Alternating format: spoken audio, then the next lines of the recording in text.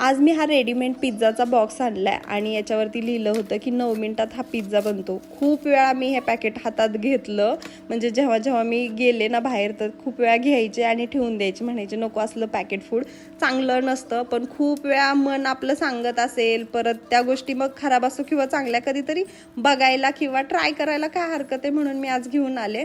आणि आल्यावरती ह्याचं बघितलं, पॅकेजिंग खूप छान होतं आणि खरं सांगायचं म्हटलं तर ह्याचा जो बेस होता ना तो एकदम सॉफ्ट होता। मी बाहेरून पिझ्झाचा जो बेस आणते ना तर तो म्हणजे असा हार्ड असतो आणि ह्याचा एकदम सॉफ्ट होता। पॅकेजिंग खूप छान होतं, सगळ्या गोष्टी याच्यावर होत्या। मी 10.5 मिनिटासाठी टायमिंग लावला, पण 8-9 मिनिटातच हा पिझ्झा बनला। बाहेरचा तर आपण डॉमिनोजचा वगैरे खातो ना, तसंच हा घरी फक्त बेक करायचा आणि खायचा गरमागरम।